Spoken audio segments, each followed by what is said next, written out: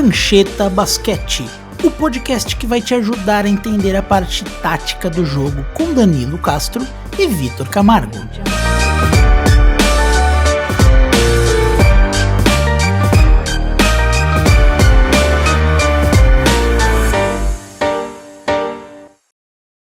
Olá amigos, sejam bem-vindos a mais um episódio do Prancheta Basquete, seu podcast que olha na parte tática do que está acontecendo nas principais ligas de basquete do mundo e do Brasil.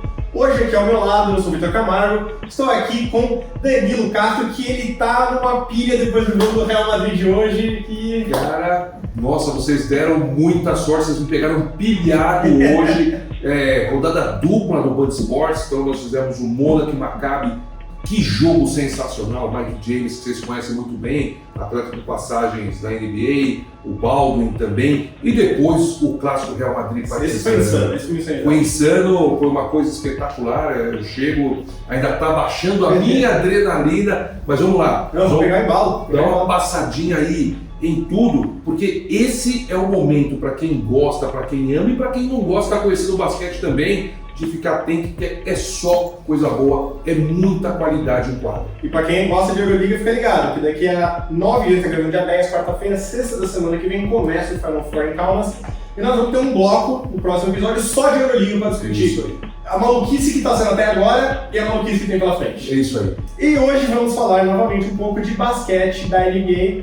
A gente fez uma mudança de formato dessa vez. A gente abriu para os nossos ouvintes mandarem perguntas que eles querem ver respondidas, quer que tenha a ver com os playoffs, quer não. Selecionamos algumas, nosso produtor Renan Ronchi também fez algumas sugestões de perguntas. A gente montou um formatinho que, através das perguntas, a gente consegue tocar em alguns dos principais temas desses playoffs, né? E então fica aí um grande agradecimento para todo mundo que mandou pergunta, quer sua pergunta tenha entrado no programa ou não.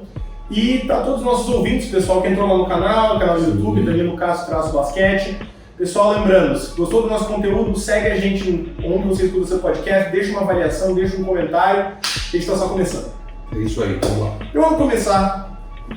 Um detalhe importante, a gente provavelmente vai voltar a fazer esse formato de perguntas e respostas, talvez no off-season, uma forma de engajar. Fica ligado no nosso Twitter e no Instagram do Mestre Danilo, que é danilocastro.oficial. É isso? Danilo.castro.oficial. Danilo.castro.oficial, quase. E a gente vai sempre pedir lá as perguntas quando for a hora. Então fiquem ligados que eles podem participar de um episódio do Prancheta Basquete também.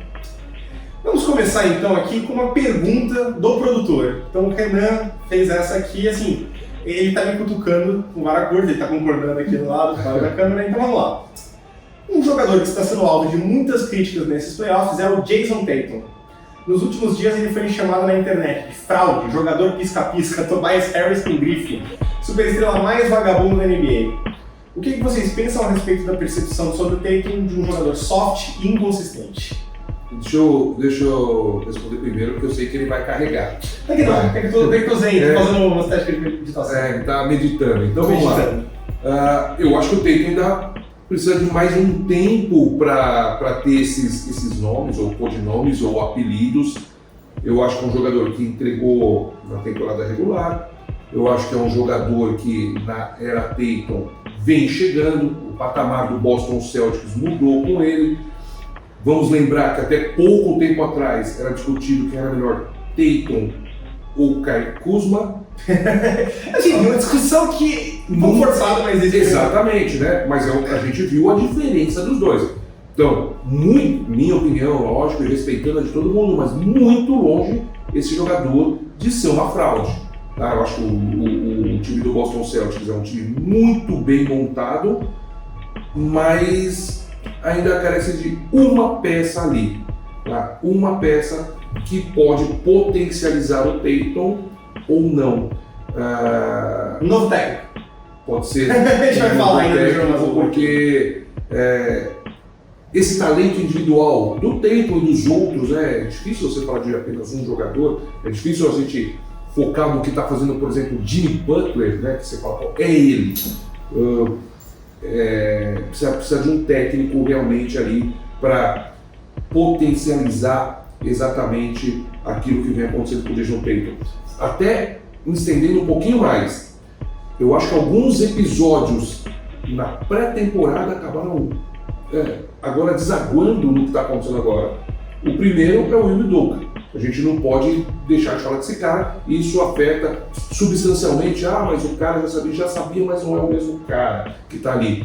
E vale lembrar, só um detalhe aqui, o time perdeu o Will Hard, o assistente que foi para Utah, perdeu o Damon Stoudemire, que foi para o college, é um técnico de 34 anos, na sua primeira passagem como técnico, e um grupo de assistentes também muito jovens. Sim, concordo com você. Né? Então, e o outro episódio é aquele soco do Draymond Green no Jordan Poole, que a gente vê a comparativo desse cara ano passado, esse ano, que está jogando, até as atitudes, as feições que ele faz durante o jogo. Isso é muito importante vocês prestarem atenção nesse tipo de coisa. O corpo fala, tá? Na educação física a gente aprende isso, o corpo fala, e você vê que o Jordan Poole pode começar a estourar, porque é um craque, na minha opinião, mas eu acho que aquela falta de inteligência em um treino de pré-temporada acaba desaguando agora nisso que nós estamos vendo acontecer com o Golden State. São coisas muito sutis às vezes, né? Alguém perguntou, eu sei que o Poole não vai falar do Poole depois, mas alguém perguntou se eu achava que o Poole estava sentindo ainda a questão do soco. Eu falei, cara, não sei. Não dá pra falar que sim, não dá pra falar que não. Mas o nível de concentração que você precisa para performar num nível tão extremo como o NBA é muito grande. Se tem alguma coisinha na sua cabeça, pode ter um efeito cascata gigantesco. Eu sei, eu vivi dos 7 aos 39 em grupo, em vestiário. Pensa você levar um soco daquele no seu rosto, de time, você sendo um dos caras do time, então você não precisa abaixar a cabeça para ele.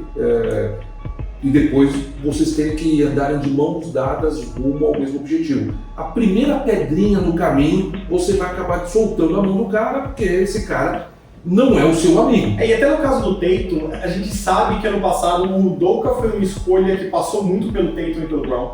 A gente sabe que existiu uma ligação forte aí. O técnico saiu meio em cima da temporada, então, por exemplo, supostamente, lembrando que assim, a gente não sabe exatamente o que aconteceu até hoje, porque não teve transparência no processo.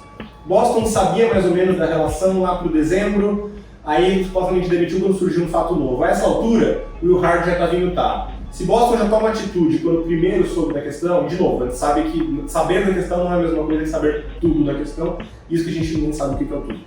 Talvez o Will Hard fica, talvez tenha mais continuidade em termos de cultura, porque assim, se você for pensar, Boston é o mesmo time. Não. É em jogador, em elenco. Sim. Com a adição do Brogdon. E culturalmente, mentalmente, esse time claramente deu uma recaída. Ele já não era mais forte no passado.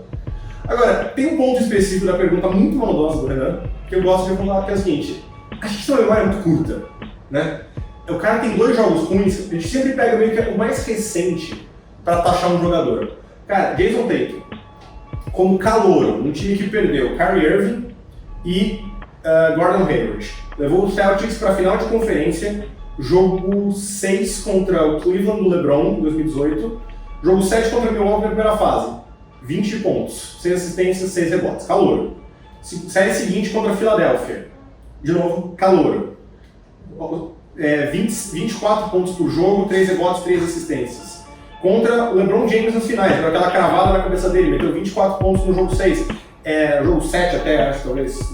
Jogo 7. Então assim, histórico incrível. Ano passado, jogo 6 contra o Bucks, perdendo de 3-2, meteu 40 pontos, levou o Celtics. Foi o melhor time, o melhor jogador do time foi para as finais. Assim, ele tem um histórico muito bom nos playoffs.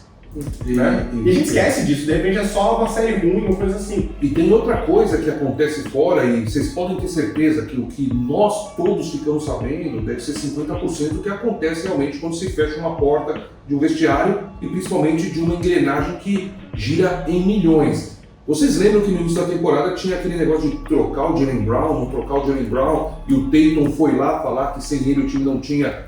Essa conversa não é amistosa. Né? Então ficam rusgas para trás que às vezes acabam desembocando e afetando, principalmente nesse momento que você disse, de extrema concentração, e o jogador tem que estar 100% focado naquilo que tem que acontecer. E isso pode mexer sim, até com o desempenho dessas grandes estrelas, desses grandes atletas. E aí, como sobre a segunda parte, inconsistência. É inconsistente. Isso a gente tem que falar que é inconsistente. Sempre foi inconsistente, pro bem e pro mal. Inconsistência também quer dizer que você não dá pra cima também. E assim, a gente sabe mais ou menos o que ele tem a oferecer, como pontuador, como passador, criador, defensor. Os problemas são mais questão realmente às vezes de concentração, né? E olhando para os playoffs, o time inteiro tem problemas que eu acho que, por um lado, você quer que a sua estrela resolva, né? Por um lado, você quer que a sua estrela botar a bola embaixo do braço e falar, ok, Já o NBA é assim, a né? NBA é assim, e você exige isso das suas estrelas. Por outro lado, é muito claro que o problema não é só ele, e quando todo time tem um problema, você começa a olhar para o técnico, né? Você começa a olhar para uma questão cultural. E eu acho que o Tatum, que olha assim, os números do Jason Tatum nos playoffs esse ano, 27 pontos, 11 rebotes, 5 assistências por jogo, eficiência sólida. Não está muito pior que na temporada regular, e é normal que o número caia nos playoffs porque os jogos são mais difíceis, né? Eu acho que existe uma falta do time como um todo em alguns momentos cruciais, já falei muito disso aqui, já xinguei muito aqui. Tatum merece uma parcela de culpa, sim, mas eu acho que ele está virando um bode expiatório para tudo isso, quando na verdade é um problema maior que, repito, já veio do ano passado e piorou esse ano. Né? Num ano que ele está tendo a melhor temporada da carreira, a melhor pós-temporada da carreira. Sabe quando as coisas não batem? Não bate a ideia de que ele que está causando isso. Não, de forma nenhuma, e eu falo até para os torcedores, os fãs do Boston Celtics, calma com essa estrela, ele ainda merece bastante crédito, né? Sim, ele tem crédito para gastar, ainda para vocês acabarem não perdendo um jogador da franquia valiosa e vendo ele brilhar depois em outra franquia. Né? Boston se perder, lembrando, 3-2, ano passado 3-2 ganhou do Bucks, então pode ser que ganhe, pode ser que ainda vive, não sei. Se Boston perder, ele vai ter que olhar para dentro e vai ter que encontrar problemas e soluções. Eu não acho que... acabou de assinar uma extensão, é complicado, mas eu acho que assim, se Boston identificar que o problema é Tatum e Brown, eles estão errados, ponto. Também acho. Coisas podem ser feitas para melhorá-los. Você falou, uma questão de contexto, de jogador, de esquema tático. Mas se você falar, não, a gente tem que trocar um dos dois, ou a gente não vai ganhar com esses dois, não, você tá errado. Dá para ganhar com esses dois. A gente viu ano passado, a gente está vendo esse ano. A questão é buracos no time como um todo, mental, principalmente mental, mas, de novo, eu detesto técnico. E é mais no sentido de ajustar alguma coisa do que destruir e construir de novo. Se Boston decidir que destruir e reconstruir o time, eu acho que Boston vai fazer errado. Não, vai ser até porque algumas equipes vêm se montando aí. Mike Brown, para quem não viu, estava na Grécia ontem, observando o Sasha Vezenkov. Então, o Sacramento, que é uma equipe para mais 3, 4, 5 anos atuando em alto nível e chegando aí em semifinal de conferência, vai se reforçar com um jogador com um estilo, um espírito de jogo europeu, que é aquele de passe de bola, como tem ali o Sabonis também, né?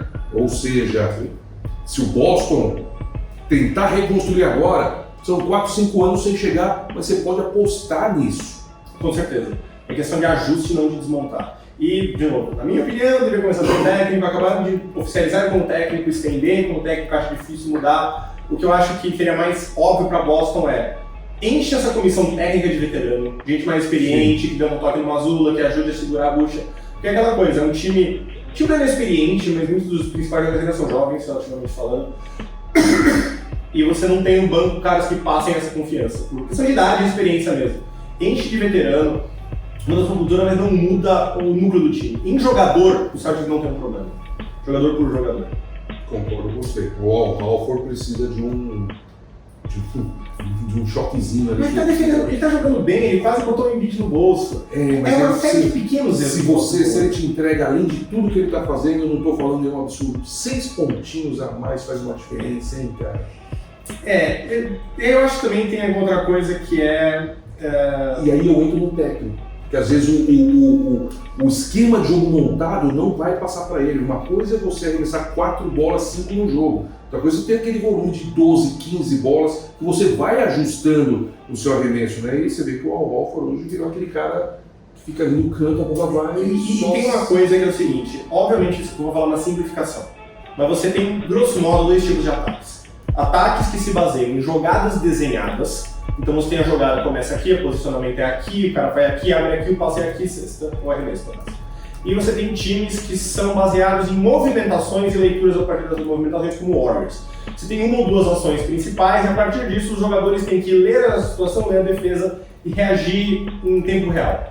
Obviamente, isso é uma simplificação, todo time que joga com jogadas estruturadas tem espaço para improviso, todo time que joga na base do read and react, que eles chamam, né, de ler e reagir, tem algumas jogadas desenhadas para iniciar ali ou para algumas situações mais específicas de jogo. Mas, grosso modo, os times se encaixam nessas duas categorias. Boston, ano passado, era um time com bastante jogada estruturada. Era um time que ele tinha meio que um script para seguir no ataque. De novo, não quer dizer que, de repente, Jason Tatum tá quente. Dá a bola nele e deixa ele inventar alguma coisa. Claro que tem espaço para isso. Quando você tem talento, ainda mais. Esse ano, o Boston mudou para um ataque mais do segundo tipo. Movimentações básicas, algumas leituras simples, e a partir dali o time vai reagindo a como está a posse de bola. No geral, funciona. Tem momentos, especialmente nos finais de jogos, onde o time está sentindo muita falta de uma estrutura, um plano para seguir.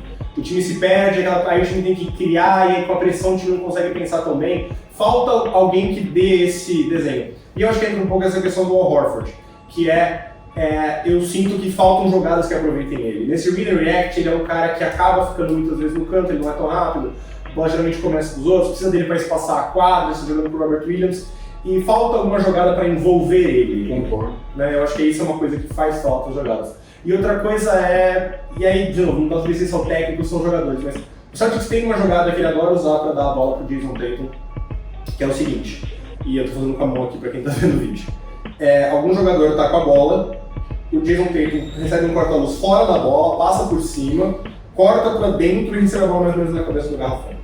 Desde o jogo 3, basicamente, os Sixers, especialmente no jogo 4, o Sixers está marcando muito essa jogada. O Tatum não está conseguindo receber essa bola do jeito que ele gosta, e quando recebe tem dois caras em cima. Boston continua fazendo a jogada que não está funcionando.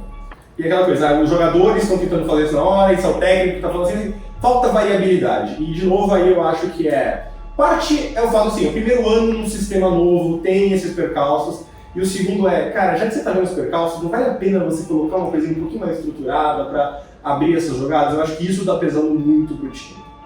Tá? E um terceiro ponto que eu acho que a defesa do time mudou do ano passado para esse, em termos de como joga.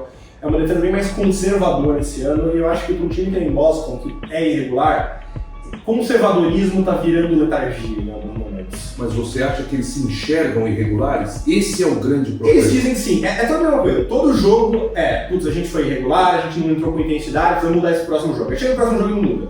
Mas o que eu disse, uma coisa que você passa na imprensa, outra coisa é que quando fecha a porta, você fala, não, nós somos o Boston Celtics, nós temos, sabe, você acreditar que você é irregular e às vezes, mal comparando futebol, você jogar recuado, retrancado por uma bola. E talvez o Boston, mesmo não estando numa grande fase, quer ficar atacando ou jogando como jogou a temporada passada, e às vezes a fase não é para isso. A gente escuta muito falar em salto alto, eu acho que salto alto não passa a amplitude do que está acontecendo. Não, nessa fase da competição, não. É mais uma dúvida. Eu acho que faz falta, porque é uma defesa mais agressiva, mais física. Ele ditava o tom pro resto do time. Exato. Né? E eu vi isso. É uma coisa que eu sempre falava, por exemplo, quando eu era técnico de futebol americano com os meus jogadores, eu falava assim, você não quer entrar muito quente.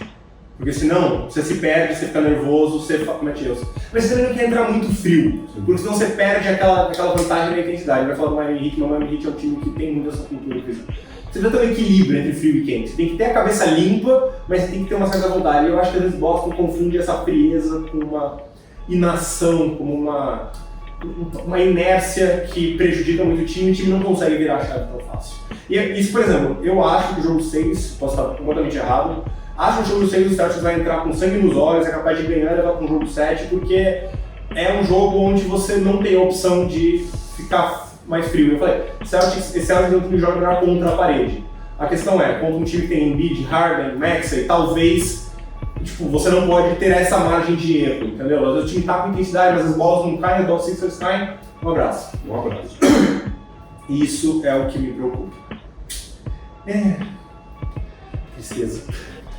Algo a acrescentar sobre Tatum e o Celtics? Não. Então vamos falar aqui, juntar duas perguntas dos ouvintes. Uma é do Pedro Rodrigues, amigão. Pedro, grande abraço. Abraço, Pedro. Nosso amigo Pedro. Esses playoffs estão mostrando que realmente a temporada regular não importa muito? E o Matheus Moreato, pelo menos é como está o nome dele aqui, Moreato, com Lakers, Warriors e Heat conseguindo chegar na segunda rodada dos playoffs, mesmo sem uma boa temporada regular, será que outros times poderão pensar em poupar seus jogadores na temporada regular e focar apenas nos playoffs? Perigosíssimos.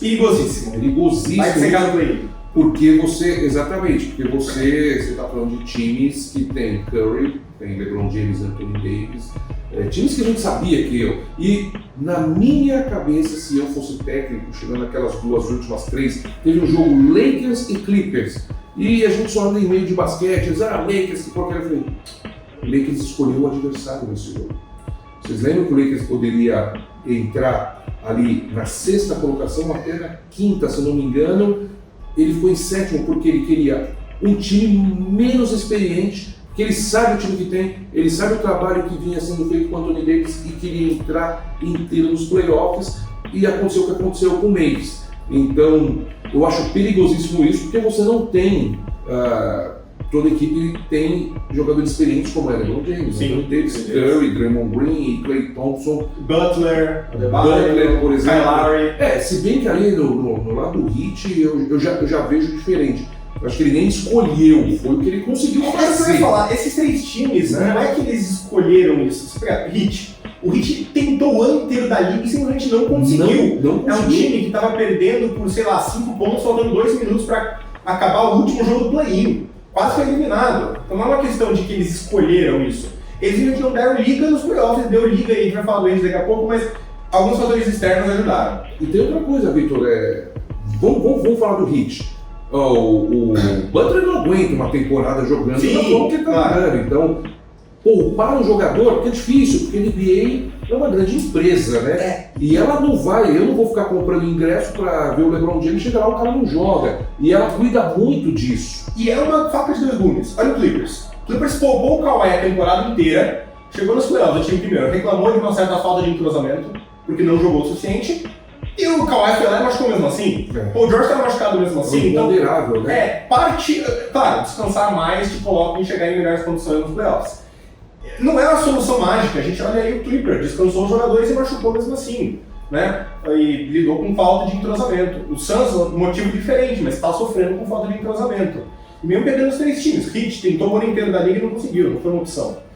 Lakers se remontou na trade deadline e precisou de uma arrancada com o LeBron machucado para sequer escapar do play-in, né? Quer dizer, para chegar no play-in em 7º, no caso, se não me engano, né? O Warriors teve lesão do Stephen Curry, teve lesão do Draymond Green, também foi um time que não deu liga. O Wiggins passou a maior parte da temporada fora.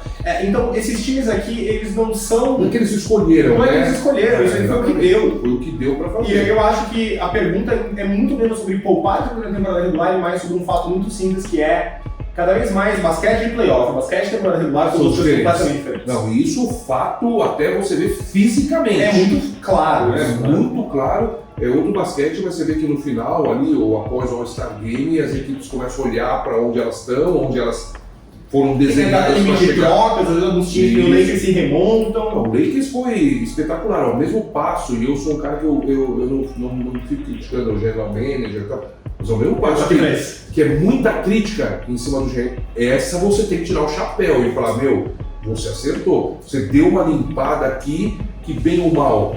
Você corrigiu o erro passado seu, por outro lado. Você corrigiu, mas conseguiu limpar, sim, né? Porque tem gente que não consegue corrigir. Então, assim, você trouxe o Russell, você não aposta, o Hashimura, você trouxe alguns meninos, você colocou o Reeves numa condição de ser um cara importantíssimo. O Reeves não dá pra ganhar. Todo jogo do Lakers parece que aparece um cara diferente. É o Lonnie Walker, é o Reeves, é o Hashimura, é o Russell. E aí é um trabalho de LeBron e Anthony Davis também, dando confiança para esses caras jogarem. O Dennis Schroeder, né? Isso é uma diferença do Warriors, por exemplo. No Warriors, assim, é o Curry. E toda hora o time tá esperando outra pessoa aparecer. O Klay Thompson, que nós estamos esperando ele. Quando aparece, legal. Quando o segundo jogador realmente aparece, às vezes o Looney, mas eu acho que às vezes o Clay, às vezes o Wiggins. Você sabe o que ele vai fazer, né? Mas falta aquela segunda estrela. Aquele segundo, porque aquela que coisa. Seria o Klay Thompson ou o Jordan Poole. Ou o Draymond Green até. O Jordan Poole acho que até um outro problema, que é assim, falta profundidade. Se o Poole tá bem, profundidade não importa porque ele tá jogando 35 minutos. Se tem profundidade, você coloca o Poole no banco e diminui os minutos dele. Não tem. E é uma questão de erros passados. Ficou curto, né? Ficou muito curto. Acabou ficando curto. No caso do Lakers, você tem as 2 estrelas e o resto vai se encaixando. Um não tá bem, você tem opção. E é engraçado porque esse é exatamente o oposto do que o Lakers fez nos últimos 2 anos. Que é 3 estrelas que no máximo e vários perebas. Agora não. 2 estrelas e vários caras que podem se revezar. Que, vale lembrar, é como o Lakers ganhou o título de 2021. Sim. Eles abandonaram completamente o que deu certo, deu super errado e agora voltaram porque deu certo de novo. Mas o basquete não é tão difícil. Enquanto o Anthony Davis numa saudável. espetacular. Que eu acho que é uma coisa que é um pouco imprevisível. Né? Um cara que pode tomar uma queda torta, machucar o joelho e perde o Será que eu vou fugir da minha característica de serem polêmico? Opa, vamos lá. O Anthony Davis saudável, ele é candidato ao MVP de temporada sempre. Sempre. Não ou ele, mas ele na corrida tá naquele nível. Tá no nível, sim, porque o que ele tá bloqueando não é só a pontuação dele. Esse Anthony Davis bloqueando. É MVP, eu não sei. Se esse Anthony Davis ficar saudável na temporada, ele é o defensor do ano. E candidato. É que eu acho que assim, o melhor do Davis, ofensivo e defensivamente, ele é nível MVP. Eu não acho que ele consegue trazer isso todo jogo. Sim. Não vou falar só das lesões. Físico e consistência, além da questão de aprender jogos. Sim. Defensivamente, eu tenho certeza que se ele fica uma temporada saudável, ele tá bem. Ele, assim, o que ele tá fazendo nesses playoffs na defesa é absurdo. Então eu acho que existe muito essa questão do que o Draymond Green chamou de jogador de 82 jogos e jogador de 16 jogos. Pega, por exemplo, Montrezl Harrell.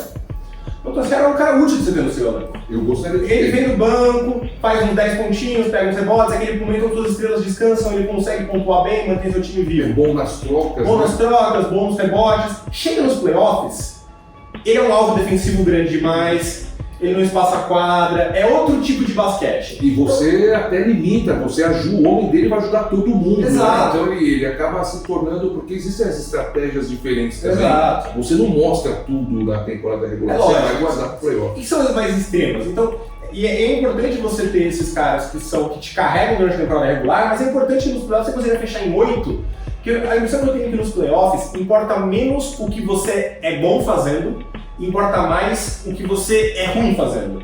Porque o adversário vai ter tempo de treino, de preparação para atacar aquilo. Se você tem um cara ruim no seu elenco, na defesa, todo o plano de jogo do adversário vai ser para atacar ele. Mal comparando, eu falei que eu estava ainda... O piada gostamos. Nós vimos o Real Madrid Partizan, olha como o Real Madrid voltou. Marcando uma zona, deixando Dante Exum livre para chutar. Exato. Em algum momento, então, é o que ele tem de ruim, não é o que ele tem de bom, o que importou. Porque de 5 arremessos para converter 1. E aí você tem o Tavares, vai pegar o rebote, você tem a posse. E você então vê... é bem isso, as estratégias são estudadas em todos os níveis de detalhe absurdo. Inclusive NBB, viu? Inclusive NBB, lógico. Inclusive NBB também. Inclusive NBB. E aí a NBA a gente está falando de 7 jogos, então tem mais tempo para estudar, treinar, analisar.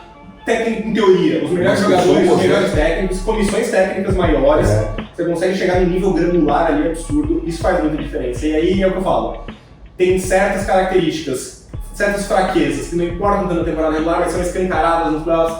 Tem certas habilidades às vezes, o jogo sujo no sentido não sujo de machucar o adversário, pegar rebote, trombar aquela coisa meio PJ Tucker. Na temporada regular até não aparece tanto, mas nos playoffs, aquela uma posse de bola, 2 posses de bola a mais que você ganha faz toda a diferença.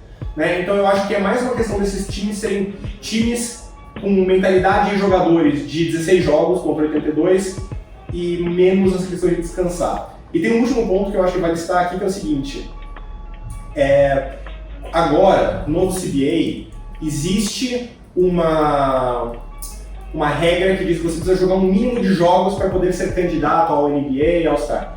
Isso é uma coisa que pesa em contratos, porque não só você tem jogadores que têm incentivos atrelados aos prêmios, como você tem o super máximo, por exemplo, que depende do nível NBA. Você tem aquela Derrick Rose Rule para contratos no segundo ano, que estoura no máximo do jogador do segundo ano se você ganhar alguns prêmios, está diretamente relacionado ao NBA. Então, é aquela coisa, às vezes o time pode querer que o jogador descanse um pouco mais, mas o jogador quer jogar para ganhar prêmios, e tá certo, tá certo. Né? Então eu acho que existe também essa dificuldade. Você tem que, digamos assim, o time, não é um número de cabeça agora, mas digamos que o jogador você pode perder 20 jogos. Estou gostando do número, não sei se é perto disso, vamos dizer isso. Agora você tem aquela coisa, primeiro, você tem que se passar bem, saber como lidar com esses 20 jogos. Quais serão os 20 jogos? Quais serão os 20 jogos, às vezes não vai jogar back-to-back.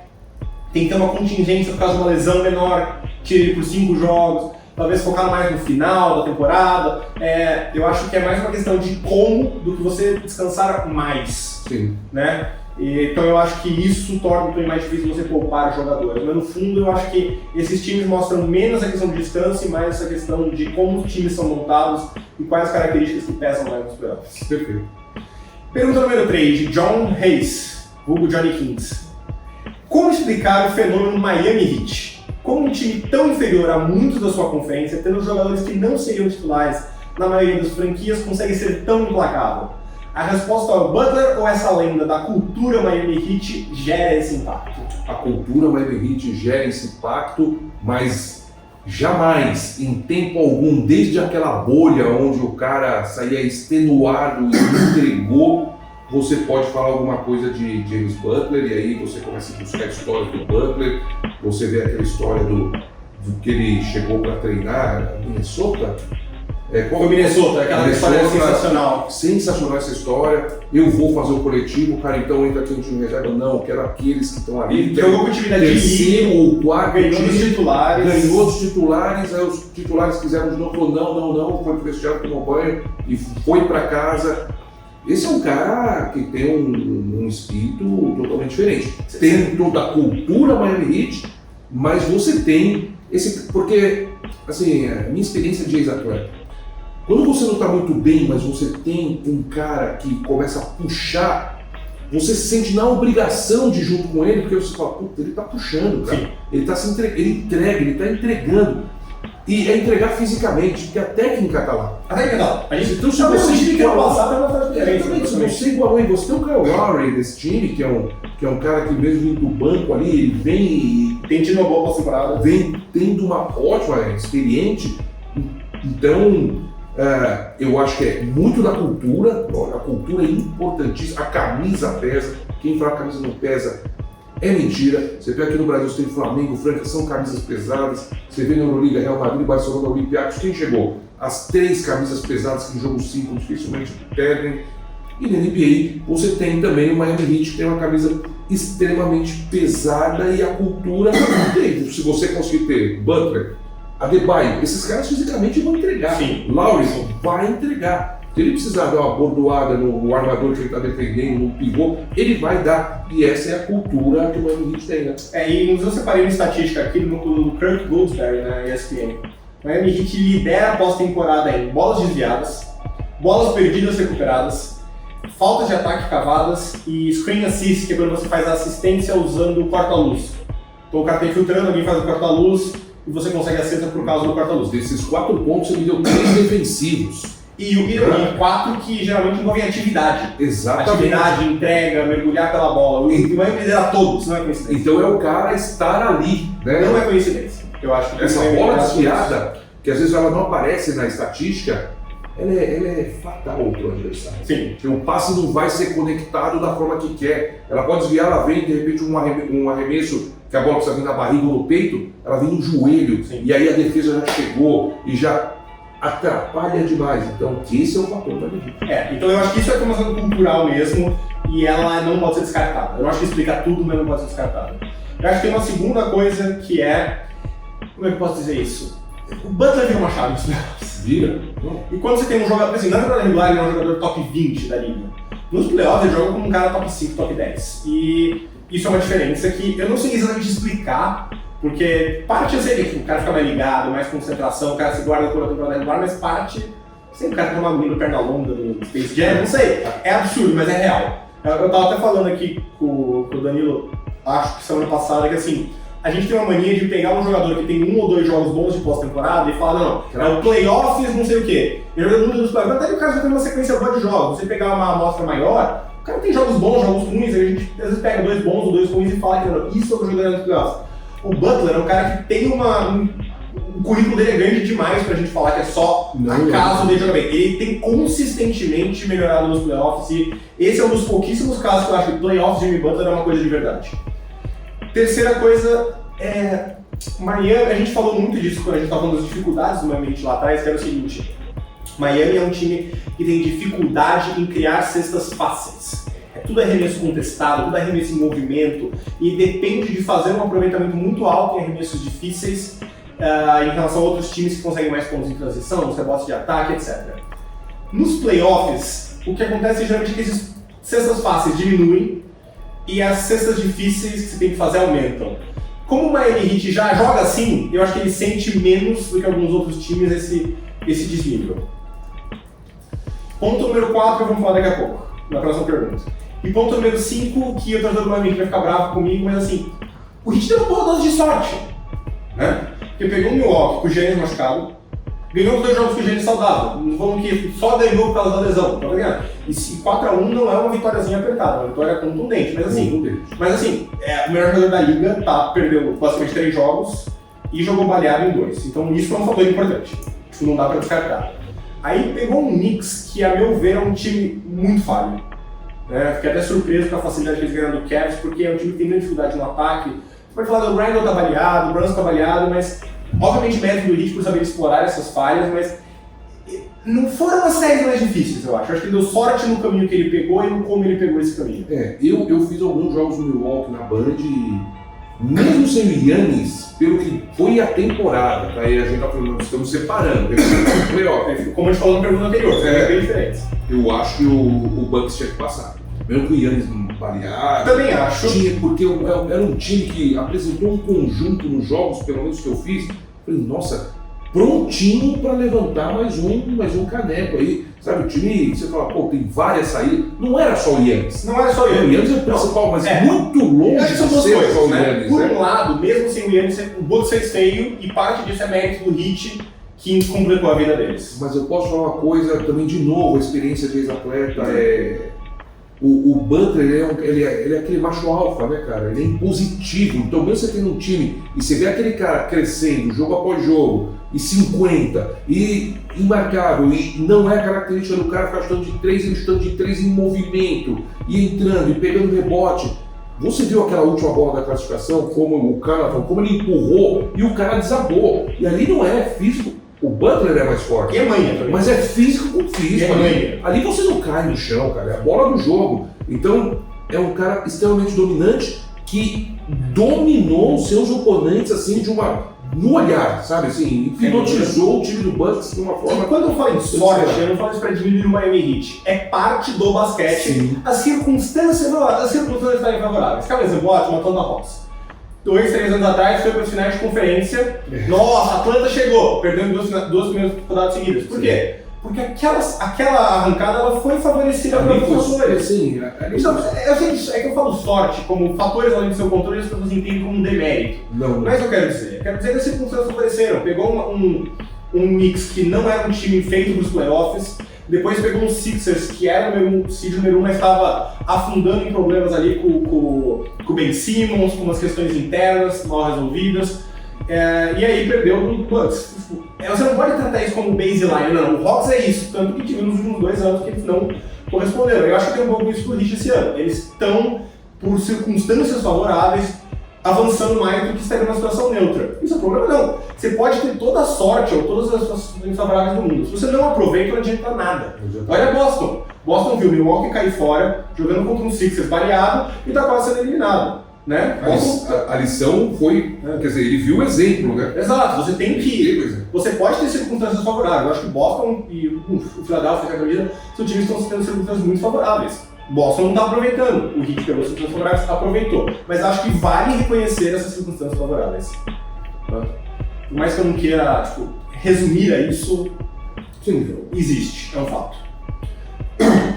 Mais uma pergunta do nosso Renan Roche.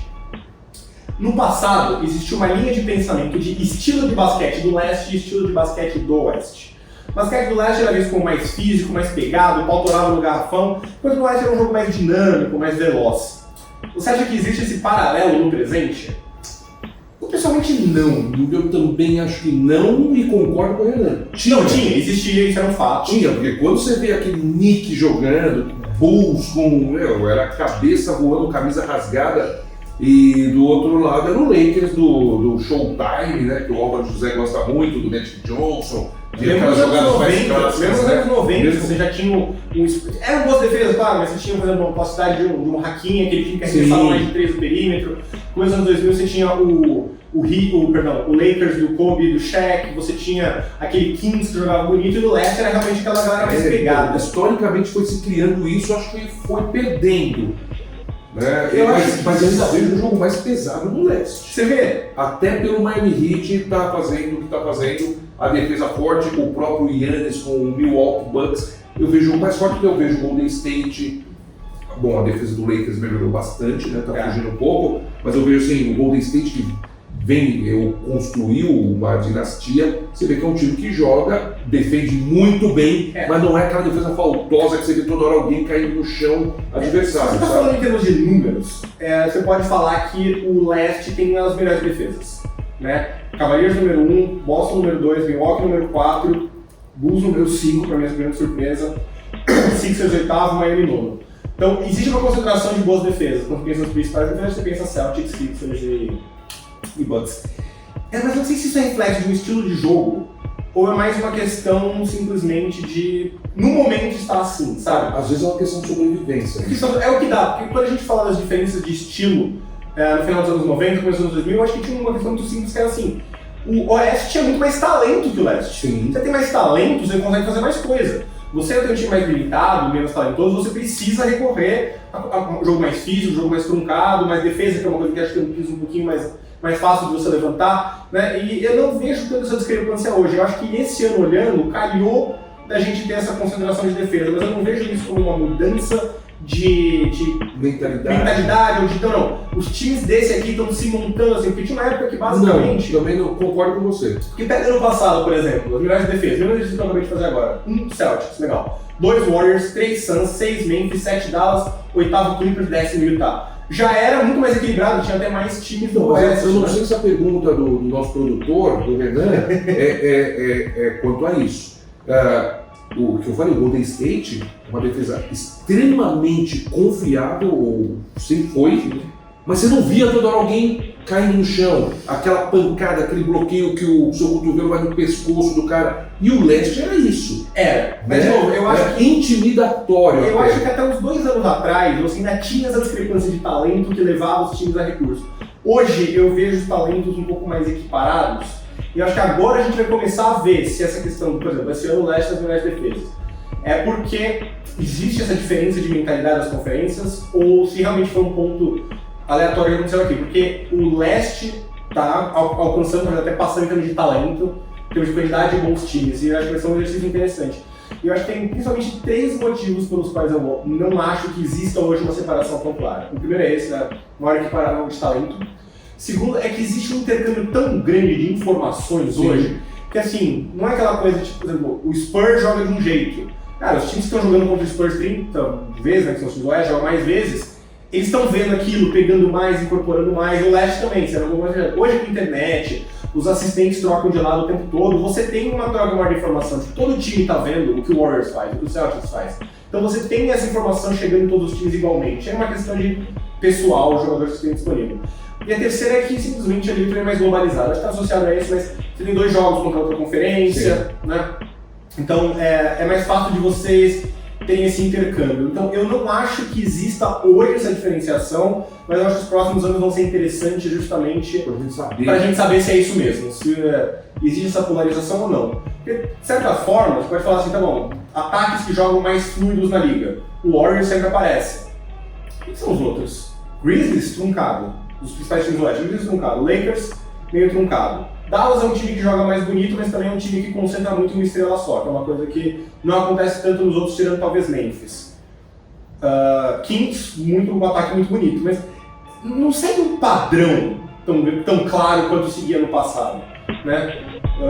Eu não sei, eu tendo a achar que ainda existem resquícios dessa polarização, mas que eles estão se dissipando e a tendência é você não ter uma separação clara entre os times do passado. Mas daí é a minha opinião. Vai pro próximo? Vamos embora. Sérgio Greenwood, nome lá. Pergunta: o quanto o Spoelstra, Eric Spoelstra, técnico do Miami Heat, sobra entre os técnicos do Leste? Parece estar algumas prateleiras acima dos demais na conferência. Está muito tempo à frente desse elenco, né? Ou da franquia. Isso é uma coisa. Na cabeça dele na época do LeBron. Sobra é muito bom, acho que ele tem a chave da franquia na mão, isso faz muita diferença. O técnico do Milwaukee Bucks eu gosto muito, mesmo ele tendo sendo demitido, é um cara que eu gosto muito. Doc Rivers tem, se eu falar bem dele aqui, o pessoal me mata. Mas tá tendo uma boa série, isso que eu ia falar, é um cara que tem boa série, um cara extremamente experiente, sabe lidar com grandes estrelas, foi um baita jogador. Mas o Spoelstra tá à frente, né? A gente vê que faz diferença, né? Achei muito na frente do resto do West. E assim, eu sou suspeito pra falar, eu sou muito fã do Spoelstra, eu acho ele um gênio, um dos maiores da história. Cara, ele tava no time do Heatles, né, no hit do LeBron Big Three. Todo mundo que pedia a cabeça dele no primeiro ano, ele montou um esquema maravilhoso, ganhou 2 títulos, levou aquele time muito longe. Saiu o LeBron, o Bosh teve problema de saúde, o Wade eventualmente saiu, o time hoje não ganha. Não no mesmo nível, porque não é possível você manter o mesmo nível quando você tinha LeBron, Wade e Bosh, mas continua ali, 40 jogos, um ano bom 50 jogos. Todo jogador que passa por lá joga melhor, todo jogador que passa por lá tem a melhor temporada da carreira.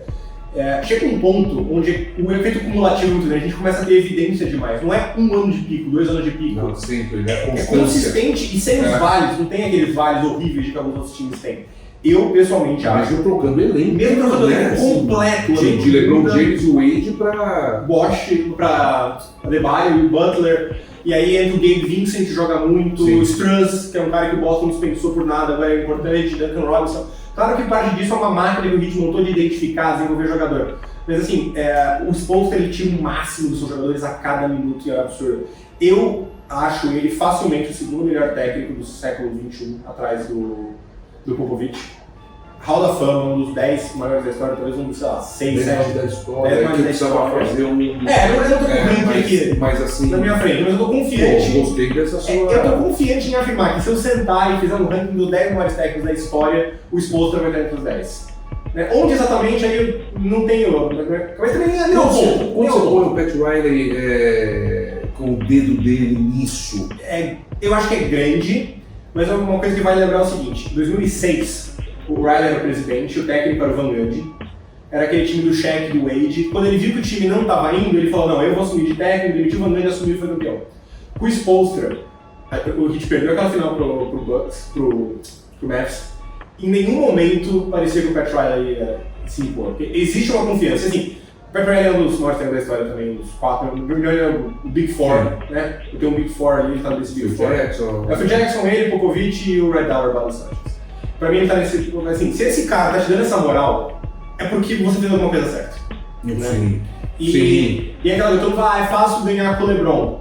Não é fácil ganhar com o LeBron. Não é fácil ganhar com o LeBron. Não é fácil entrar no vestiário com o LeBron. O Wade, o Bosh, dá instrução pra ele. E o Bosh teve que aceitar um papel menor, e o LeBron teve que jogar de uma forma um pouco diferente, o Wade teve que, eu quero o dono do time, teve que... no primeiro ano, a impressão de dar que o LeBron e o Wade estavam aqui. Os dois estavam tentando ser coadjuvantes. Ano 2, você viu que claramente o LeBron subiu um pouco, o Wade diminuiu um pouco e se encaixou. Não é fácil você convencer o cara a fazer isso, não é fácil você fazer isso funcionar taticamente. E assim, cara, eu sou um nerd de parte tática de basquete. Você sabe, quem vê o canal sabe. E vamos lá para aqueles 2 armadores que eles tinham, até fugiu o nome. Era o Mario Chalmers e o Norris Cole. Ele merece. Não fugiu o nome, não. Ele merece, porque você lembra que desespero daqueles 2 armadores que ele... É aquela coisa, cara, o Chalmers é bom arremessando assim, o Norris Cole ele pode jogar contra... E ele potencializou esses... Toda vez, todo jogador que passa na mão dele, ele potencializa. Todo jogador que passa pelo Miami, sim, 95% tem a melhor temporada da carreira. Tá alegria, né? Tá alegria que tá machucado, aliás, o time não tá sentindo falta, de passagem. De novo, chega um ponto onde a quantidade de evidência se acumula de um jeito que não dá pra você simplesmente falar. Não tô confiante. Não. Tá lá, cara. O denominador comum chama Ed Spoelstra. Beneficia do Pat Riley? Sim. Beneficia da máquina Miami Heat? Sim, mas ele não estaria lá se ele fosse só um peão. Já teria se trocado há muito tempo. Talvez em 2011 nem sobrevivesse derrota nas finais. Pelo contrário, bancou, mostrou, revolucionou o basquete, aquele time do Miami Heat de 2012, 2013, eu acho que tem um impacto muito subestimado em avançar essa questão do jogo de perímetro, slash and kick, de passar a quadra, eu acho que ele merece um mérito maior. Eu sei que o Warriors depois levou isso para um outro nível, mas foi um elo importante da cadeia e, acima de tudo, todo ano o Miami é um time que vai melhorar as expectativas. Bolha, chegou nas finais. Ano passado, foi o primeiro no final de conferência, mesmo todo desfalcado. E da bolha também foi. Na bolha, final. Ninguém esperava. Né? Boston ganhou do Bucks, se não me engano. Foi ele e o Monty Williams que deram show ali, né? Como técnico. Exato, e aí assim, se todo ano o cara dá show como técnico, todo ano o time dele é a melhor versão de si mesmo, e todo ano o time vai mais longe do que ele vê nos playoffs, assim, qual argumento eu tenho pra usar contra? Você seca. Não, esse cara eu acho ele assim. Top, eu só não sei o número, né? Eu não vou botar um número até porque eu acho que. 10, 20, mas ele é um. Eu tô confiante que se eu fosse fazer uma lista, eu teria entre os 10. eu digo isso. E talvez por ele ser mais low profile, pensa nos outros técnicos que a gente citou. Sim. Popovich, aquela personalidade gigantesca que dá risada e fala e grita. O Phil Jackson, Zen Master, aquele cara com aquela presença assim de eu me imponho. O Riley, cara, o Riley é um showman à parte, né? Cabelinho, terno, incrível. Red Auerbach, o cara acendia cigarro, o cara acendia charuto no banco antes de acabar o jogo para comemorar a vitória por uma causa adversária. Então, assim, são os técnicos que a gente lembra, são os que têm essas grandes personalidades. E eu acho que o fato do Spoelstra ser um cara tão quietinho, que não assume os holofotes e faz o trabalho nos bastidores, prejudica a visão de muita gente que é aquela coisa, o que acontece dentro de quadra é uma parte do trabalho do técnico e a parte que a gente consegue ver. Fora de quadra é uma parte muito importante, mais difícil. E como ele não aparece tanto, às vezes parece que não tem essa parte fora da quadra, mas não, ele é o aço dos dois. Pra mim, ele tá 2 níveis acima de qualquer outro técnico do leste, quiçá da NBA, tirando o Popovich. Eu posso te garantir que o mais difícil é o dia a dia. O dia a dia. É o dia a dia. E é aquela coisa, a gente viu ele fazer isso com várias estrelas, sem nenhuma estrela, com 1 estrela, com 2 estrelas, com um elenco mais defensivo, com um elenco mais ofensivo, mais jovem, mais velho. De novo, não tem pontos fracos, né? Eu acho ele, de longe, o melhor técnico da liga hoje. O Popovich é uma parte, porque ele tá um time mais jovem, outra pegada. Se eu tenho um técnico que eu tivesse que escolher para o meu time para os playoffs, sem a menor dúvida, Erik Spoelstra. Boa. Pergunta número 6, Matheus Aquino. Inclusive, um grande abraço para o Matheus. Acabei de passar um final de semana com ele numa casa de praia, na despedida de solteiro de um amigo em comum. Conversamos muito sobre basquete. Um grande abraço para o Matheus. O que uma derrota na série significa para a dinastia Warriors? É o fim? Não. Na minha opinião, não. Não, mas ali tem um ponto, e eu já adiantei, que precisa ser consertado, senão é o fim. Mais de um. Mais de um, mas esse ponto para mim é o principal.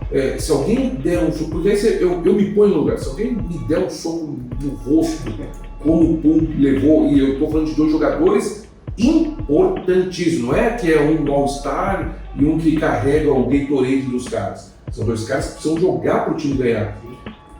Isso não vai funcionar na primeira pedra que vier no seu caminho. E essas pedras não são 1, 2, nem 3, são várias. E nesse momento que você tem que estar de mão dada, remando no mesmo caminho, um deles vai soltar o remo. E isso é uma pergunta que eu quero ouvir a sua experiência como jogador. E eu quero saber mais ou menos a sua visão do que o Kerr, técnico, deveria fazer. Porque assim, vamos lá, você já passou por todo tipo de técnico, jogou para alguns dos melhores técnicos do país, cada um tem de lidar com a situação, eu quero assim, a amálgama desses caras, assim, como que seria lidar com essa situação? Porque existe uma solução que não seria simplesmente um dos dois ir embora? Você acha que tem conserto com os dois ainda juntos nessa situação? Não pelo tamanho do ego que envolve a NBA. Estou falando de caras milionários, caras que, os dois, então, no topo do topo. Se eles fizerem assim, eles estão em qualquer um das outras 29 franquias. Os dois, não sei se titular, se comer o papel ou não, mas os dois têm espaço em qualquer um das outras 29 franquias. Com salários milionários, com egos, com os parças, né, falando da... É difícil. Eu não vejo o que o Kerr, ou o Curry, ou o Klay Thompson, que eles parecem também que tem um perfil baixo, né, de líder. Eu não vejo o que fazer. Ali aconteceu uma falta de inteligência que vai persistir durante toda a temporada. Agora, o Kerr é extremamente inteligente. Sim. Tem minhas críticas nessa série, não? Eu tenho certeza que ele sabe assim, para resolver isso, eu acho que vou ter que fazer um dinheiro com um dos dois aqui e trocar. Porque é muito difícil. É muito difícil. Eu não lembro quem que o Green falou que não convidou para o casamento. Quem foi? Não. Foi o menino Barnes. Foi o Barnes. Eu acho que ele não gosta de mim. Natural. Eu já joguei com caras que eu não gostava também, que eu não convidaria para... Não, pro meu casamento que você manda um convite ali no vestiário, né? Você dá individualmente, você põe um ali na porta. Mas que eu não chamaria para jantar. Ou se o cara me chamasse, não vou. E sabendo a importância do cara pro time, passando todas as bolas pro cara. Mas muito longe desse desacerto ser um soco na minha cara, onde eu caísse desmaiado. E quem viu aquela cena, e quem não viu, é muito pesado. Né? O Green perdeu, saiu da casinha totalmente. Não sei o que foi dito, mas se foi dito, não foi uma agressão. Eu acho que isso não tem conserto, acho que são atletas. E se fosse comigo, quando trocar de time, não vão se falar. Não vamos falar. Por que você vai falar com um cara desse? Você imagina o pai e a mãe desse, do Jordan Poole conversando com ele, os amigos, ele, cara, entendeu? Que isso, cara? E o Poole vindo de uma temporada espetacular. Sim. E agora indo pro ladeira abaixo. Ladeira abaixo. Eu tenho uma opinião estranha. Se o Warriors perder o jogo 5, vai ser hoje à noite, então talvez quem estiver escutando o podcast já saiba o resultado. Se o Warriors for eliminado no jogo 5, até perder o jogo 6, eu acho que vai ser isso, não somente como um fracasso, mas da forma como está se dando uma certa decepção. Eu acho que essa decepção torna mais possível que a dinastia Warriors continue. Vou explicar. Primeiro que é o seguinte... Vão voltar com um apetite... Isso é um dos motivos, mas o outro é o seguinte. Ano passado, quando o Warriors foi campeão, Clay chegou no fim de contrato, Green chegou no final de contrato, os dois bem irregulares ano passado. Parecia que o Warriors estava prestes a ter uma virada de guarda. O Curry continua craque, mas o Poole parecia estar jogando melhor, estava jogando melhor que o Clay Thompson, estava lutando de lesão, vamos lembrar, né? Podia ser um novo 2, o Wiggins ainda é mais jovem, você tem o Looney, que também renovou o contrato, também é um cara mais jovem, e aí você tinha no banco Kuminga, Wiseman, que algumas pessoas, eu pessoalmente não gostava, mas algumas pessoas ainda confiavam, Moody. A impressão que dava é que o Warriors estava caminhando em uma direção de assim, vamos mudar a velha guarda para nova, como a gente tem o Steph, a gente continua com o Tender, fazer aquela virada de chave temporal que é muito, muito difícil de fazer na NBA. E agora, um ano depois, o que a gente está vendo? O Poole não consegue jogar, o Wiseman foi trocado por nada, Kuminga praticamente não evoluiu, o Moody está jogando bem nos playoffs, mas foi na temporada regular. O que antes parecia que você tinha uma base para fazer essa virada de chave, de repente parece que você não tem mais. E se você não tem mais um novo elenco jovem que pode assumir esse protagonismo, eu não acho que se livrar da velha guarda, deixar o Green embora, deixar o Klay Thompson embora, é uma opção de verdade, simplesmente porque você não pode desperdiçar os últimos anos do Stephen Curry. Eu só vou contra aquilo que você está falando pelo seguinte. Nós estamos falando do Golden State, nós temos que lembrar das outras franquias. Tem franquia que está vindo mais experiente, e aí eu vou colocar o Memphis, que deve fazer um bom trabalho, vou colocar o Sacramento, que deve fazer um bom trabalho, o Miami Heat, uma equipe muito jovem, Milwaukee, com essa troca de técnico, bem mais forte também, não acredito no Atlanta, tem algumas equipes que eu não acredito. Eu acho que ainda, mas o Golden State tem mais 2 anos para tentar se provar, né, esse mais 2, se provar e manter a dinastia, porque depois a perna do Curry não é mais a mesma. Soberano, que nem o Warriors foi com o Durant, 2015, não vai ser. Recorde de vitória, isso não existe mais. Isso não existe mais, isso a gente sabe. Mas eu acho vencer o título, né? Candidato ao título. Eu acho que assim, existia um caminho pro Warriors com uma nova versão desse time, que a gente pode falar que é o fim de uma dinastia, mas que vai tentar com uma coisa nova. Eu acho que com a forma como esses jogadores jovens não corresponderam e não se mostraram prontos para assumir o protagonismo, aumenta a chance do Warriors renovar com o Green, renovar com o Klay Thompson e insistir na velha guarda. Então, talvez, não sei se a dinastia do Warriors, o Warriors como contender vai acabar ou não, mas eu acho que essa versão dos Warriors aumentou a chance dela continuar existindo por mais alguns anos, simplesmente porque não parece que tem alternativa. Se a alternativa for desmontar esse time, não tem como você fazer isso com o Curry, e não parece que os jovens dão conta de assumir essa bucha. Então o Curry vai deixar isso ser feito, né? Exato. Ele não vai querer terminar a carreira dele mais 2, 3 anos ali, com um monte moleque, exato. E ele tem que fazer 50 pontos. Antes eu tinha certeza que um dos dois, pelo menos entre Green e Clay, não ia ter contrato renovado, ia ter um jovem que ia assumir ali, ia tentar fazer um meio termo, e eu falei, misturar o Clay jogo vai precisar voltar a jogar um pouco melhor, mais consistente, né? Hoje, por incrível que pareça, né? E eu gosto muito do jogo desse cara. Sim, ele defende e ele ataca. Mas hoje eu não sei o que eu espero. Esse ano, vamos lembrar que melhorou esse ano. Mas eu não sei o que eu espero do Klay Thompson e antes eu sabia. Curry e Klay Thompson vão me dar isso. Então, mas é que a impressão é que assim, você sabia, ano passado... As contusões, lógico. Não é isso, você sabia que você tinha uma alternativa, que era o Poole. Sim. Agora, eu acho que você não sabe se você tem uma alternativa se o Clay sair. Eu acho você tem que manter ele, você não pode perder ele por nada. Eu acho que o cara consistente, depois o Curry, lógico, é o Wiggins. Eu sei o que ele vai me dar. Time, exato. Eu sei o que ele vai me dar. E o Klay Thompson, eu estou esperando ele acertar o jogo na série, que eu acho que é hoje. Hoje, quarta-feira. Aquele jogo de 30, 30 e poucos, de 8 bolas de 3 pontos. Acho que é hoje. Se não for, eu acho que não ninguém ganha. Sim. Sim, porque precisa desse cara. Então, mas é aquela coisa, você achava que o Poole poderia ser esse cara? Tinha certeza. Eu tinha certeza. Agora parece que não mais. Agora tenho certeza que não. Você pode se dar o luxo de perder o Klay Thompson e dar tudo na mão do Poole? Eu acho que você não pode. Não. E aí aquela coisa, vai ter que... o Green ficar. Exato. Vai ter que pagar multa? Vai. Vai ter que renovar com o jogador em um contrato que vai se arrepender. Arrepender não, mas assim, vai amargar daqui a uns anos? Vai. Eu não acho que, da forma como os jovens não desenvolveram, você tem uma alternativa se você quer continuar. Não tenho, acho que você está perfeito. Então eu acho que a tendência é que esse time se mantenha junto, ironicamente, porque foi pior esse ano. E... lembra do Spurs? Sim. O Spurs era uma dinastia nos anos 2010. Chegou 2009, 2011, parecia certeza que o Spurs ia acabar. Acabou a dinastia. E eles conseguiram voltar. Precisaram achar uma coisa fora da curva ali com o Kawhi, cara, isso veio depois.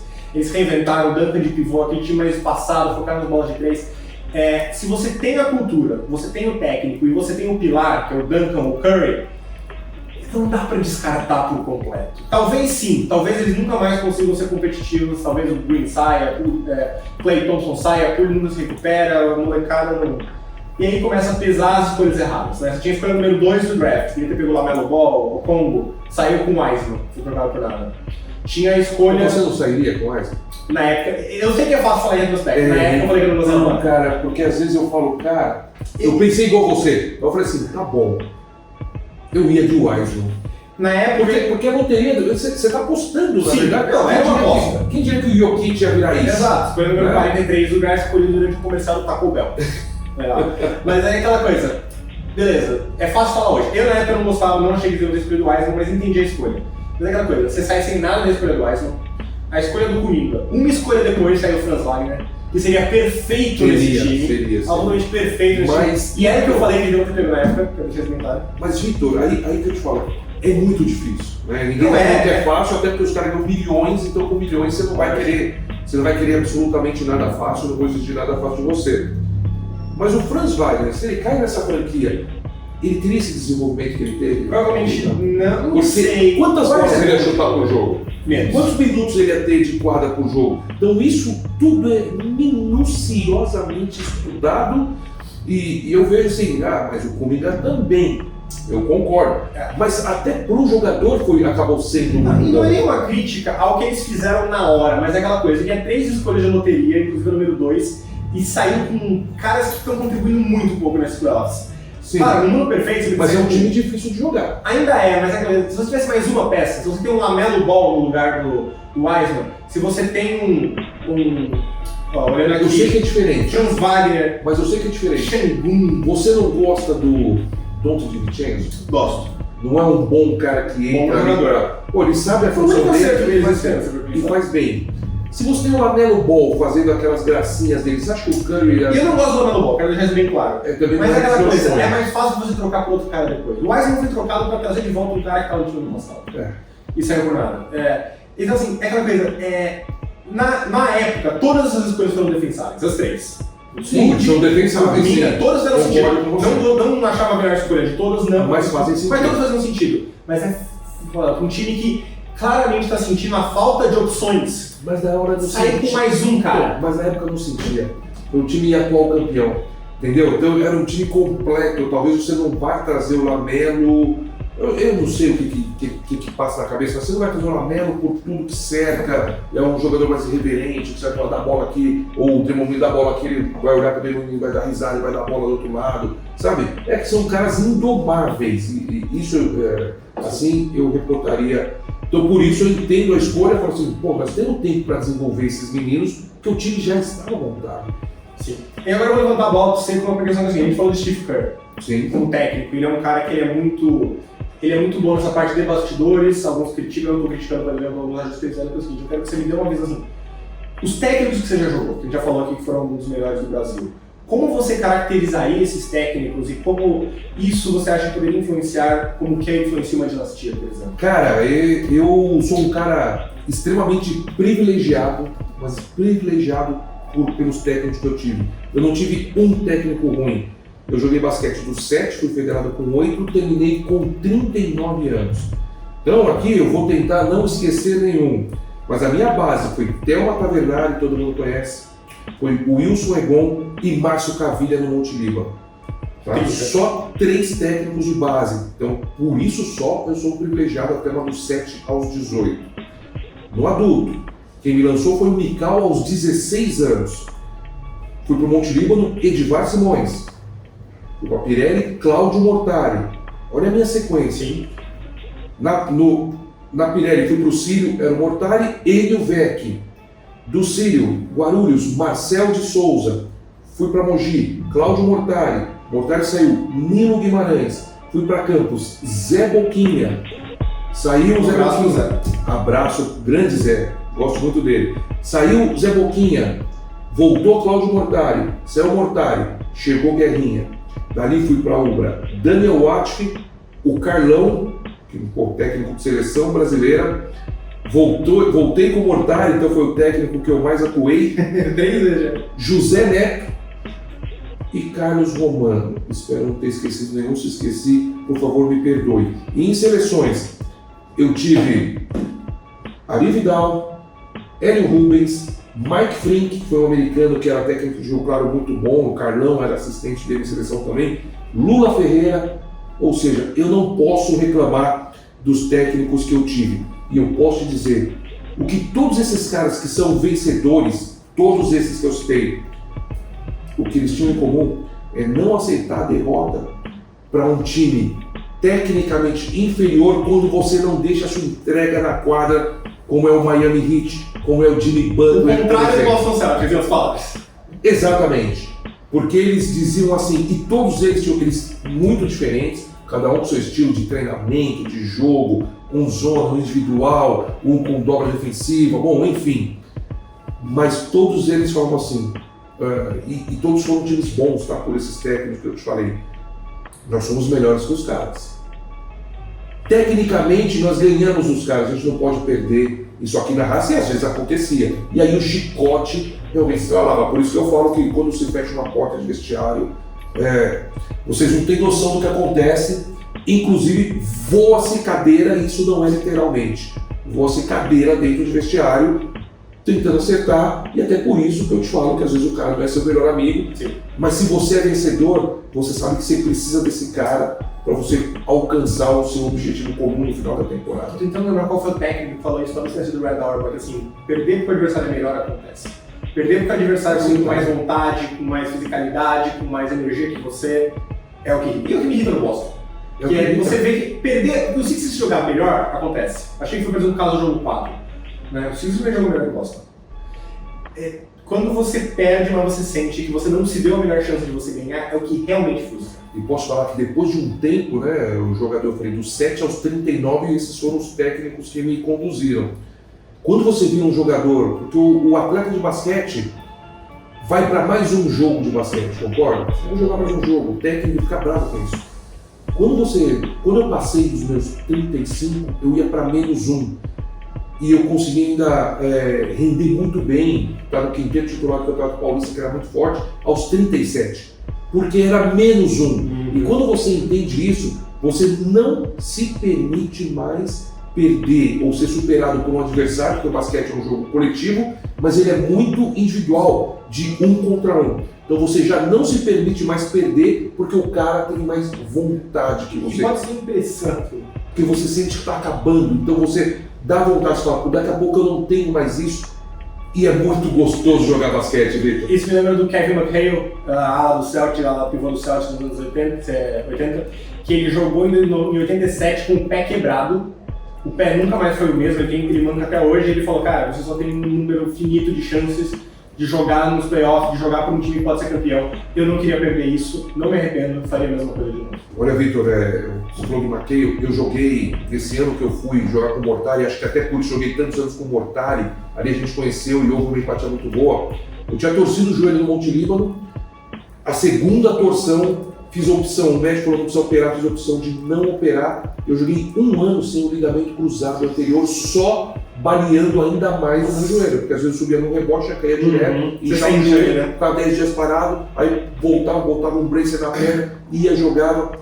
E eu entendo ele quando ele fala isso. Sim. E quando o jogador tem isso dentro, porque isso não se ensina, cara.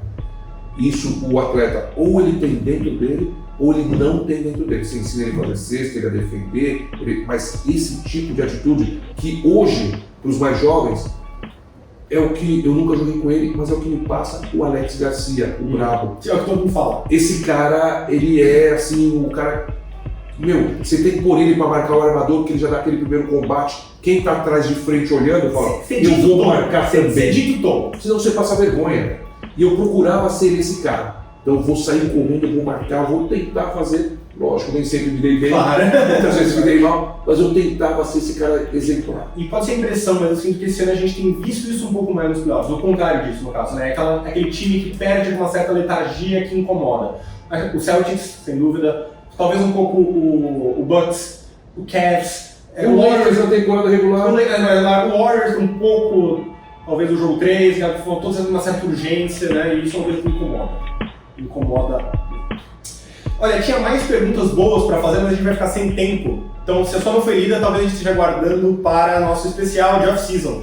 Tem uma que eu adorei sobre por que as séries de playoffs são de 7 jogos. Eu entrei num buraco de minhoca pesquisando isso e a conclusão que eu cheguei foi maravilhosa. Vou guardar essa para off-season. A última pergunta é do produtor, então é do Renan, e ele pergunta o seguinte: qual é o quinteto ideal dos playoffs até o momento? E para mim, depois que eu pensei a respeito, eu acho uma resposta extremamente fácil. Pra mim tem 5 caras que são a resposta mais fácil que você pode dar. Cara, dá o seu. Tem 1 ou 2 que dá pra você discutir, e fulano, mas pra mim esses 5 estão claramente assim. Então é Curry, Booker, Butler, Anthony Davis e Jokic. Pra mim esse quinteto, e é legal porque é um quinteto que até encaixa como você pode até falar, mas talvez o Duran na frente do... Tá bom, a gente pode até discutir, mas pra mim esses 5 são os 5 protagonistas. Na frente de quem? Exato, esses são os 5 Eu pensei ele de 4, mas não dá pra tirar o Anthony Davis. Então o Davis tá jogando melhor. Não LeBron, dá. cara, o Davis tá jogando melhor que o LeBron. O Booker também não dá O pra Booker não dá tirar. pra tirar e jogar o Butler pra 2. Butler foi a grande estrela. Pra mim, esses 5 são claramente os 5 protagonistas. Repete pra mim então, vamos lá. Curry, okay. Booker, Butler, Davis e Jokic. Pô, os caras aposentaram o LeBron já, né? Nenhum voto pra MVP e agora o cara deixou ele fora do quinteto, mas eu concordo com ele. Não, ele entrou no quarto time, terceiro time. No seu terceiro time. Não, entrou no terceiro time. Sim, mas não pro primeiro, né? Mas aí também perdeu muitos jogos. Não, né? sim, mas 0 votos, né? Sim. Ele teve 0 votos. Mas assim, continua sendo importantíssimo, o meu maior respeito hoje até na transmissão. 20 anos. Ele passou o Jordan, então a discussão dele é outro patamar, é ele, o Jordan, em números sim, mas eu vou ser saudosista. Vou ser saudosista aqui, porque eu não vi o Bill jogar, mas vi o Jordan, acho que jogava mais plástico, mais bonito, e ele realmente mudou, o LeBron veio com a Eu acho que o força. Jordan tem uma coisa que assim, ele não perdia, porque ele era um maníaco. Se ele fosse perder, Mas o LeBron também. mas o LeBron tem derrotas incômodas que o Jordan não tem, eu acho. Eu não Concordo. tô mas eu tô olhando o currículo. O LeBron ganha pela longevidade, mas é aquela coisa, no auge, o Jordan simplesmente dava um jeito de ganhar. Quem não viu, não viu. É assim, isso é uma coisa que quando eu escrevi o meu livro, eu sei que a gente tá se estendendo aqui, quando eu escrevi o meu livro, uma coisa que eu fiz questão de procurar era o seguinte: não só olhar os números, ou até ver os jogos, eu peguei todos os jogos, mas eu tava lendo os artigos da época, porque eu queria capturar, porque assim, eu vi o LeBron jogar com a candidatura dele, e eu lembro desse sentido de que o LeBron é inevitável, ele é o Thanos, ele é inevitável. Ele vai chegar na final de conferência e não importa o que você pra ele. E se eu só olhar os jogos e só olhar os números, eu não capto isso do Jordan. Não. Então eu fui ler os artigos, eu li o artigo do New York Times de quando o Jordan enfiou 45 pontos no Knicks, do Charles Smith Game, de Utah e do Utah Star, acho que é Utah Salt Lake. Na época que o leste, que era onde ele jogava, Exato. né? Então, O nego arrancava a cabeça fora, assim, então, não era, o juiz não tinha essa proteção. Ele saiu no soco, né? Literalmente. Isso foi o que me marcou quando eu estava estudando sobre o Michael Jordan, que é assim, cara, a mentalidade da época era, o Jordan é invencível. Com o LeBron, a impressão que eu tenho é assim, com o LeBron você pode dar qualquer time, que esse time vai ter uma chance. Vai ter uma chance. Com o Jordan era, você pode dar qualquer time, que esse time vai ganhar. E de novo, essa é a percepção das pessoas na época, versus a percepção que eu mesmo vi com o LeBron. E eu acho que isso tem um componente quase intangível, que é muito difícil de quantificar, e pra mim coloca o Jordan um pouquinho acima. Mas assim, cara, a gente tá falando de comparar o cara com o Jordan. Só isso já mostra o tamanho do LeBron. Bom, estamos estourando nosso tempo, o Renan não vai nos bater aqui. Você tem que jogar lá na Competition. Infelizmente, estou de lado com uma lesão no joelho, mas voltarei em breve. Inclusive, convidando vocês aí, se quiserem, deixa uma mensagem. Fala com o Vitor, fala com o Danilo, fala com o Renan. Manda uma mensagem. Vem bater uma bola aqui com a gente, cara. Você vai gostar e vai querer voltar. É muito vai legal. querer voltar. Racha legal, racha bacana. Lógico, eu tenho um limite de pessoas para colocar, mas sempre dá para me encaixar. Vem aqui na Competition. na academia Competition, desculpa. que é uma das nossas parceiras nesse podcast, e vem conhecer o que nós temos aqui. É um racha bastante legal, bem diferente. Vocês estão convidados, vem cá. Joga comigo, joga com o Danilo, joga com uma galera super legal que joga aqui. Às vezes o Fernandes aparece também, convidado. É verdade, cara, é verdade. Vamos ver esse pessoal que fala aqui pra caramba, vamos ver a atuação deles na quadra, né? De repente eu senti mais o joelho agora. Eu tô sentindo já esse ano. E a participação foi 4 vezes no ano. Eu tenho mais 2 semanas de molho segundo médico, depois eu volto com tudo. Gente, muito obrigado. Deixe seu comentário, deixe seu like, segue a gente, deixa uma avaliação. E quanto mais você fizer isso, mais melhor é pra gente continuar trazendo conteúdo que eu espero que você esteja gostando. Danilo, sempre um prazer. Todo meu. Semana que vem, muita Euroliga. Se veja. Muito